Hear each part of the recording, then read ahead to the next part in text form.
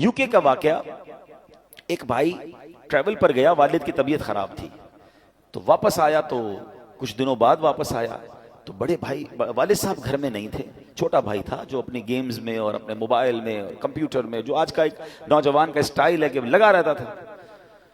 تو کہا والد صاحب کہاں ہیں؟ کہا والد صاحب کی تو ڈیتھ ہو گئی تھی. تو کہا مجھے انفارم کیوں نہیں کیا؟ کہا آپ بزنس ٹرپ پہ تھے. میں نے کہا کیا ضرورت ہے ڈسٹرب کرنے کی، فیونرل کرنا تھا، ان کا آخری رسومات ادا کرنی تھی، میں نے کر دی. تو کہا تم نے کیسے آخری رسومات ادا کی؟ جنازہ کدھر ہوا؟ کون سے قبرستان میں دفنایا؟ تو کہا جنازہ بھی کرنا ہوتا ہے. میں تو گوگل پہ گیا، سرچ کیا کہ فیونرل کیسے ہوتا ہے، کسی کا ڈیتھ ہو جائے تو what we have to do. تو گوگل نے مجھے 4-5 آپشن دیے، میں نے سب سے سستا والا جو آپشن تھا ان پر کال کیا، وہ آئے اور ابو کو لے گئے، بس فنش. تو اس نے کہا یہ تم نے کیا کیا؟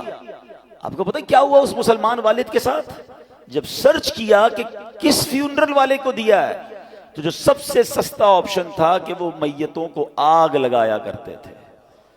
اس نے یہ نہیں، اس کو یہ پتا بھی نہیں تھا کہ جنازہ کچھ ہوتا ہے، اس کو یہ نہیں پتا تھا غسل میت ہوتا ہے، اس کو یہ نہیں پتا تھا کہ جناب قبرستان میں دفن کیا جاتا ہے. میں مسلمان گھرانے کی آپ کو واقعہ سنا رہا ہوں جو میں نے خود جا کر سنا ہے. اب مجھے بتاؤ اس بچے کا قصور تو تھا، مگر کیا والد کا قصور نہیں تھا؟ اس کا مطلب والد کسی جنازے میں بیٹے کو لے کر نہیں گیا ہوگا. اس والد نے موت اور قبرستان کے بارے میں، تدفین اور غسل کے بارے میں نہیں بتایا ہوگا. ہر چیز بچوں کو دلا دی مگر نہ سکھایا تو دین نہ سکھایا. میں اور آپ دنیا سے جانے والے ہیں، ہم سب نے مرنا ہے، اور اس والد کی قسمت کتنی پیاری ہوگی کہ اس کے مرنے کے بعد اس کی اولاد اس کے لیے دعائیں مغفرت کرے، اس کے لیے ایصال ثواب کرے. مگر یہ سکھائیں گے تو کریں گے نا. ہمارے بچے تو زندگی میں ہمارے سامنے نماز نہیں پڑھ رہے، ہمیں ٹینشن نہیں ہے. میں سچ بتاؤں آپ کو، زندگی میں کچھ کر سکیں یا نہ کر سکیں، اپنے بچوں کو کسی طرح 5 وقت کا نمازی بنا جائیے گا. پہلے تو خود بننا پڑے گا نا اس کے لیے. والد وہ بچہ دیکھتا ہے ابو رمضان میں نمازیں پڑھتے ہیں، اس کے بعد تو میرے والد بھی جمعے کی پڑھ لے تو بڑی بات ہے. تو بچے کو بھی آپ ایکچولی ہم اپنے بچوں کو پریکٹیکلی پریکٹس کرا رہے ہیں کہ بیٹا نماز تو جمعے کی پڑھنی ہوتی ہے، باقی ضروری نہیں ہے.